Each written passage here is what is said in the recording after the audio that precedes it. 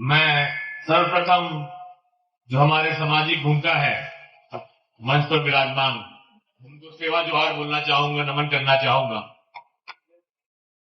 जैसा कि आप सभी जानते हैं कि मैं मेरे भाषण की शुरुआत हमेशा भारत माता की जय बोल के करता आया हूं और आज भी वही करना चाहूंगा और चाहूंगा आप लोगों का साथ।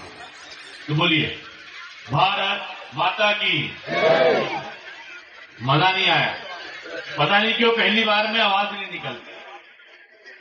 जैसे हम आदिवासी समाज के लोग प्रकृति के प्रथम पुत्र होते हैं, वैसे ही भारत माता के प्रथम पुत्र भी हम लोग हैं। और ये जो शेर की दहाड़ होती है वो हमारी आवाज में जानी चाहिए। हमारी माताएं बहनें भी यहां बैठी हैं, सभी से मेरा अनुरोध है कि एक बार दोनों हाथ उठाकर मुट्ठी बांध के बोलेंगे, बोलिए भारत माता की, भारत माता की। इसी तरीके से सम्माननीय हमारे जेएस के जिला अध्यक्ष जी सुचार साहब और जेएस को जो यहां तक लेके आए, मेरे ख्याल से शुरुआत आप ही ने की थी गगोड़िया साहब ने। और जो जेएस की हमारी टीम बैठी हुई है, हमारे वही भूमिका लोग बैठे हुए हैं, गणमान्य पटेल साहब बैठे हुए हैं, सभी का नाम ना लेते हुए मैं ये कहना चाहूंगा कि हम लोग कोई अलग अलग नहीं है। कोई भाजपा में हो सकता है, कोई कांग्रेस में हो सकता है, कोई जेएस में हो सकता है, कोई गुणवाना पार्टी में हो सकता है, लेकिन हम लोग जब हाथ काट के देखोगे तो सबका खून एक ही रंग का निकलेगा और सबके दिल से सिर्फ एक ही नाम आएगा या एक ही आवाज उठेगी और वो आवाज हमारे आदिवासी समाज के लिए हो। अभी थोड़ी देर पहले सुचार साहब ने बोला था कि एक बार हाथ उठाइए कि कितने लोग यहां पर कोरकू समाज से हैं, एक बार उठाइए। और कितने लोग यहां गोंड समाज के हैं वो उठाइए। और अब वो लोग हाथ उठाइए जो गोंड कोरकू में नहीं, जो आदिवासी समाज के, वो हाथ उठाइए। आदिवासी होगी नहीं हुई, उठाओ। एक नारा मैंने सुना था जो पहली बार मैंने हीरा अलावा जी के मुंह से सुना था कि एक तीर एक कमान, आदिवासी। जब तक हम लोग ये भील है, ये भिलाला है, ये गोंड है, ये कोरकू है, इसमें पड़े रहेंगे, जब तक बाहर के लोग आकर हम पर शासन करते रहेंगे, क्योंकि हम एक नहीं हो पाते। मेरा सभी से निवेदन ये है कि हम सभी को एक रहना है। और रही बात हमारे वन क्षेत्र की, तो आप लोगों को याद होगा कि जब मैं विधानसभा चुनाव लड़ रहा था, इस गांव में मैं आया था। इस गांव की सबसे बड़ी समस्या जो थी वो पानी की थी कि नहीं? और आज भी है। क्यों बताइए, पानी की समस्या है कि नहीं गांव में? अरे मुझे ऐसा लग रहा नहीं है, थोड़ा तेज बोलो। पानी की समस्या है कि नहीं है? हमारे पटेल बाबा बैठे हुए हैं। बाबा को याद होगा जब मैं यहां वोट मांगने आया था तो जैसा हर नेता बोलता है कि भैया मैं विधायक बन जाऊंगा या मैं जीत जाऊंगा तो पानी की व्यवस्था करवाऊंगा, मैंने भी बोला।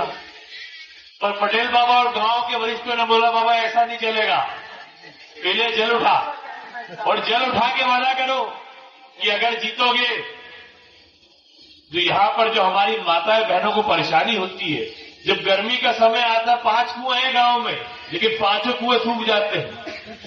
नीचे पहाड़ के नीचे जाना पड़ता है तपती धूप में और पानी लेके आना पड़ता है। अभी तो नहीं, लेकिन मैंने जो वादा किया था वो आने वाले 6 महीने में पूरा होने जा रहा है। पहले यहां पर 75 लाख की एक नल जल योजना स्वीकृत थी और बोर कराया था, बोर फेल हो गया था। और उसी योजना को मैंने विधानसभा से बढ़वाकर 1 करोड़ 80 लाख की योजना स्वीकृत कराई थी। मालेगांव की जो पूरे मध्य प्रदेश में इतिहास है किसी आदिवासी गांव के लिए 1 करोड़ 80 लाख रुपए की योजना स्वीकृत हुई हो। और पानी कहां से आ रहा है? पानी आ रहा है बोर पानी से। मतलब एक गांव का पानी दूसरा गांव पिएगा। जो मैं कह रहा हूं कि सामाजिक एकता जरूरी है। हम सब आदिवासी भाई हैं, हमें पीने का पानी का अधिकार है। चुनाव में मैंने वादा किया था कोई यहां रातामाटी बिटिया का है क्या? कोई जूना पानी लाखादे का है क्या? है। मुझे रातामाटी गांव ने 18 वोट दिया, मेरे को बिटिया गांव ने 23 वोट दिया, लेकिन विधानसभा में सबसे ज्यादा किसी के लिए लड़ा होऊंगा तो मैं रातामाटी बिटिया वालों के लिए लड़ा होऊंगा। आपने विधानसभा मेरा वीडियो देखा होगा, मैंने वहां खुला विधानसभा में कहा था कि मैं एक आदिवासी विधानसभा से आता हूं, मेरे यहां पे लोग इसलिए मर जाते हैं क्योंकि बारिश में वहां पर एम्बुलेंस नहीं पहुंच पाती, खटिया में ले जाना पड़ता है, सड़क नहीं है।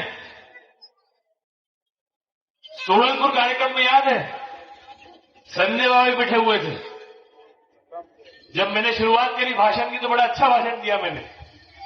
वहां गया प्रसाद पांडे खड़े हो गए, हरिओम पटेल खड़े हो गए कि बोले भैया बोपता के बोधार में बिजली होती, मालेगांव में पानी होता, रातामाटी बिटिया में रोड होती, चूरनी बादशाह और लाखादेव में सड़क होती।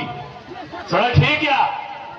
उत्तर नहीं दे पाए। और मैंने उसी मंच से बोल के गया था कि मैं 1 साल के अंदर ये रातामाटी बिटिया, जूना पानी तिदमदा और उधर चूरनी बादशाह लाखादे, सिंगोड़ा, बंसीपुरा, जहां रोड नहीं है। ये आदिवासी होना ही मेरी गर्व की पहचान है। और अगर मैं आदिवासी नहीं होता तो शायद मैं विधायक भी नहीं। मानते हो कि नहीं मानते इस बात?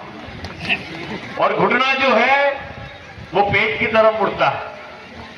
अभी आपने सुना होगा कि हमारे पूर्व विधायक जी ने जंगल में शेर छोड़ने का काम किया था।